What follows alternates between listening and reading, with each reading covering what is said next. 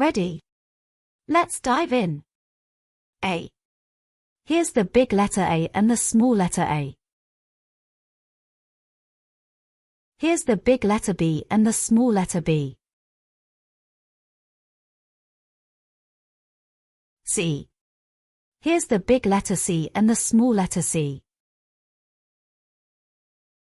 D. Here's the big letter D and the small letter D. E.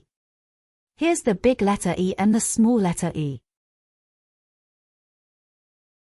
F. Here's the big letter F and the small letter F. Here's the big letter G and the small letter G. Wow, that was fun! You've mastered A to G. Don't forget to like, subscribe, and turn on notifications so you're ready for the next part of our alphabet adventure. Thanks for watching.